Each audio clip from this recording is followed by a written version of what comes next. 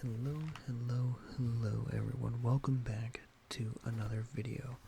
We have here Star Wars Rebel Force, Chapter 6, Peep the Shirt. Let's get right into it. He would begin with Leia. X7 had no doubts about his plan. Princess Leia Organa was the public face of the rebellion, but the Empire's informants suggested she was more than that. She was a key decision-maker, a diplomat, a leader. She would know the name of the pilot who destroyed the Death Star, and she would have access to him. As the prey bird hurtled toward the rebel base, X7 skimmed the datapad, soaking in every piece of information that existed on Leia Organa. His training had given him the ability to read and memorize information with great speed, and soon he had become an expert on the Alderaan princess. Everything the Empire knew about Leia, X7 knew. He knew what she liked and what she hated, what she respected, whom she respected, and that was the person he would become. Yavin 4 loomed in the view screen, the jungle moon awash in swirls of blue and green. The comm console lit up with an incoming transmission. "You're entering restricted territory," the scratchy voice warned. "Request clearance for landing." The replay came as expected. Landing code required. X7 recited the code he had been given by the commander and armed his laser cannons. He'd been assured that the rebel codes were only a few months old, and that the spy who delivered them could be trusted. Still, he believed in being prepared. "Permission granted. You may land when ready." X7 smiled, not because he was happy, but because expressing the emotion he couldn't feel was good practice. Soon, he would be one of them. "Nice and slow," the man said, cocking his blaster as X7 stepped through the hatch of the prey bird. "Let's keep your hands where I can see them." So they hadn't been fooled by the landing code after all. Smart, X7 thought in approval. Allowing him to land and let his guard down before revealing themselves as a threat. This way, if he turned out to be an enemy, they could destroy him without destroying his ship. Of course, their strategy assumed that he was more dangerous behind the firing controls of a laser cannon than he was on the ground. It was a poor assumption. The Yavin 4 hangar deck was a hub of bustling activity. X-Wing fighters set off for missions, while others limped into the tarmac, bruised and battered. Maintenance droids and deck officers raced from ship to ship, scavenging parts from one to fix another, refitting and refueling with efficient haste. X7 could see with a glance that there were fewer ships than it needed, fewer parts, fewer pilots, fewer everything. It was nearly laughable. The idea that an operation like this could stand up to the Empire, some might have called it brave. X7 knew better. "Careful with that, friend," he told the rebel guard, nodding at the blaster. "I'd hate for you to accidentally blow a hole through me." He kept his tone casual. "Wouldn't be anything accidental about it," the guard growled. "Now how about you tell me where you got that landing code?" "From Lieutenant Jez Blanchett," X7 said. "He recruited me about 6 months ago. Gave me orders to bring you a message, and then report for duty. I'm ready to serve the Rebel Alliance, wherever I'm needed." He was prepared for this. He was prepared for anything. The guard narrowed his eyes and flicked a finger across his datapad. "So you ran into Blanchett on Kashyyyk, eh?" X7 forced a smile. "Lieutenant Blanchett's been deep undercover on Malastare for the last year, sir." How amusing that they thought they could trick him. It was like playing a game with a child, carefully manipulating the playing field to give him the illusion that he was among equals. The guard gave a terse nod. "And you have some kind of proof that you are who you say you are?" "Actually, I haven't said who I am yet," X7 pointed out.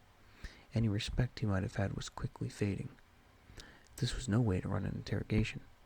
They hadn't even confiscated his weapons. He could kill half of the men in this hangar without breaking a sweat. "Sir Bernard, pleased to meet you." He held out a datapad. "Here are my ID docs and the data Blanchett had me smuggle out. Their plans were some kind of new Imperial ship. Lieutenant Blanchett wanted me to go straight to Dodonna. In fact, all Lieutenant Blanchett had wanted was a release from the torture he'd endured in his Imperial prison cell. He had indeed spent several months undercover on Malastare, completely cut off from the rebel allies. which meant when the Empire arrived at his door, he had no one to call for help. And when the Empire's expert interrogators began their work, he had no hope of rescue. According to the commander, Planchet had stayed silent at first, but the body could only tolerate so much pain. In the end, he had yielded all his rebel secrets, begging only for an end to the torture. And he was given what he had asked for. Dead men felt no pain. The rebel perused the datapad carefully. X7 knew what he would find. Impeccable credentials proving he was Sir Bernard, a man who'd never existed. Falsified blueprints for a battleship that would never be built. A certifying thumbprint and alliance codes from Lieutenant Planchet, whose rebellion had ended with a whimper and a bolt of plaster fire. Out-of-date codes, yes. But what more could one expect from a man who'd been undercover for nearly a year? "This all appears in order," the guard said, the suspicion fading in his voice. "I'd better get this info to General Donna." Lieutenant Planchet specifically requested that I deliver the blueprints personally, X7 said. The rebel shook his head. "Not gonna happen. We've got some new security protocols. Can't have you leaving the hangar until everything's been checked out." X7 feigned disappointment. No need to reveal that the hangar was exactly where he wanted to be. "I've been in that ship for a long time," he complained. "I was really looking forward to a good meal. A hot shower? Trust me, I've been there, pal," the guard cut in. "But we all gotta do our part for the rebellion. And right now, your part is to stay right here until I get your clearance. Understood?" X7 nodded. "Understood." The guard left, promising to return with official clearance within the hour. And X7 was left to his own devices, forbidden from leaving the hangar. Which, of course, was the last thing he wanted to do. He sauntered up to a scarred, rusted Corellian cruiser that matched the specs of a ship Leia Organa had been known to use. A team of maintenance droids was working on the starboard dorsal engine, while a slim, brown-haired man in a deck officer's uniform struggled with the dorsal rectenna dish. When he paused, looking around for one of his tools, X7 tossed him a fusion cutter. "Trouble with the sensory array?" he asked. "Trouble with everything," the deck officer grumbled. "Can't believe this hunk of junk even flies." "Maybe it doesn't," X7 said agreeably. "Ever think about grounding her?" "Ground the Falcon?" The deck officer spliced together a set of wires on the electrophotoreceptor. "Don't let Solo hear you say that." "Oh? Solo?" X7 filed the name away and waited. He preferred not to ask questions. It was more effective to stay quiet and let your target fill the silence. "I shouldn't even be working on her," the deck officer grumbled. "Solo never lets anyone near her, but that Wookiee. Fine with me, I say, but they're off in some briefing, just talking, while I'm the one who has to actually do something, is all I'm saying. So I'm stuck mucking about in the grease like I don't have better things to do than more repairs on a ship that doesn't belong on the junk heap." "Think you'll get it done by the time you have to leave?" X7 kept his voice casual, unconcerned. "I've got a few hours and only a couple more repairs to make. Shouldn't be a problem." "In that case, maybe you've got time to take a look at something for me," X7 said, a new plan beginning to coalesce. "Shouldn't take more than a second. I could really use an expert opinion." The deck officer grinned. "That's all I got, buddy. Besides, it'd be nice to work with someone who's actually appreciated me, is all I'm saying. The Wookiee's always grunting and growling every time I get my wrench near his deflector shield. And last time I was dumb enough to try and touch the hyperdrive, well, lucky I still have both my arms, is all I'm saying." "It's right over here," X7 said, leading the deck officer into a secluded corner of the spaceport. A large pile of damaged generators shielded from view. "I've been having quite a problem." The deck officer looked confused when X7 stopped. Except for a few crates of spare parts, the area was empty. "There's no ship here. Hey!" His shout faded as the injected nerve toxin took effect. The man was dead before he hit the ground. X7 stripped him of his uniform, then slid his body into a crevice in the generator pile, where, with any luck, it wouldn't be discovered for days. Problem solved. It only took a few minutes to slip aboard the Millennium Falcon and access the navigational computer, which had been programmed on a course for Munilist. Now he knew where they were headed, and, after making a few modifications to the ship's systems, He knew exactly how he would intercept them. After that, he needed only to find himself away off the moon. And what could be simpler? He had the prey bird. He had his blaster. And moments later, he had a young, terrified rebel pilot willing to do anything he asked. A blaster muzzle digging into the ribcage tended to have that effect on people. A more experienced soldier might have turned the situation to his advantage, realizing that X7 couldn't afford to shoot, not if he wanted to get out alive. A more experienced soldier certainly would have known better than to climb into the prey bird as ordered and relay the series of codes necessary to gain departure clearance. A more experienced soldier likely would have not have believed X7's promise, "Do as I say and I will let you live." But X7 had chosen well, and this soldier was no soldier at all. He was little more than a scared boy, wearing his uniform like a costume. And, once he served his purpose, he was disposable. There was no need to use the blaster. The vacuum of space did that job just fine, without leaving behind a bloody mess. As the pilot's body drifted away into the black, X7 set a course for Munowist. It was time to put his plan into motion.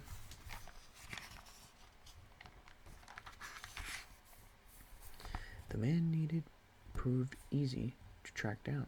Soon his pinched, grizzled face was looming on the communicator screen. "It'll cost you," the pilot said, once he heard X7's proposal. "Name your price," X7 suggested. "My employer has rather deep pockets." "And you're sure it's safe? Solo's got a reputation, you know. You'd have to be crazy to go up against the Millennium Falcon, especially in a TIE fighter. Those things practically explode if you sneeze on them." "I've taken care of the Falcon. Just show up at the coordinates I've given you. It's completely safe." X7 smiled, offering up a perfect simulation of candid sincerity. "You have my personal guarantee." The Munowist system was still hours away when X7 began his transformation. He began with the physical. X7 had been taught to believe that change happened from the outside in, and his specialized medpack made change easy. Painful, but easy. Ignoring the localized nerve anesthetic, he used a small durasteel mallet to crush his nasal bones. He set them with a bone fuser, adding a bump and a slight curve that gave his face a completely different look. Colored lenses turned his eyes a bright green, and a black tattoo across his neck marked him as a member of the Amori. This was the former ruling class of Milano III, the planet he would claim as his own. The chances of Leia knowing anything about Milano III or the Amari were low, but X7 left nothing to chance. His new identity was that of a warrior, and a warrior needed scars. He raked the sonic scalpel in a jagged line from his left eye to his chin, pleasuring in the pain. There were easier ways, but he preferred the pain. It kept his mind clear, reminded him of the stakes, reminded him of the commander, and the only home he'd ever known. A blaster set on stun, aimed at the chest, the back, the shoulders. A simple application of Bacta, and his false identity was complete. A battle-scarred warrior, fresh from the front lines. X7 called up the details of his new persona on the datapad, running his eyes over and over them, although they were already stored in his head. "Tobin Alad," he repeated aloud, testing the new name on his tongue. "I am Tobin Alad." He watched himself saying it in a plane of mirrored transparasteel, mastering every twitch of the eye, every quirk of the lips, any and every sign that might give away the lie. He practiced smiling, lighting his dead eyes with a life that seemed almost real. He practiced laughing. He practiced the lie of his humanity until he nearly believed it himself. And then he knew he was ready. X7 would sink beneath the surface, poised, waiting for Tobin Alad to get the job done. And when he did, X7 would emerge and strike. He wiped the details of his false identity from the datapad and called up the picture of Leia, the one he'd first seen. It was a few years old, from a time before her eyes had taken on their sad, haunted look. She was smiling, her long hair wrapped around her head in an elaborate braid. Her head was inclined slightly forward, as if she were about to share a secret with the holocam. This was the Leia he had planned to target. This Leia still existed, he was sure of it. The younger, sweeter Leia, who lived beneath the cynical rebel. the one who longed to connect with someone who could truly understand her, with whom she could share all her secrets. Your wait is almost over, Princess, X7 whispered, his eyes fixed on her face. I'm on my way. Eee, the last part was kind of creepy. That leads us to chapter 7. Also, I try to have, like, kind of, the red light for, like, the Sith lightsaber and the Star Wars shirt. But that made it incredibly difficult to read. But I hope you guys enjoyed. If you did, be sure to leave a like and a comment. Don't forget to subscribe. Like always, I hope you have a great rest of your morning, afternoon, or evening. Remember, stay hydrated, stay cool, and I'll see you all in the next one.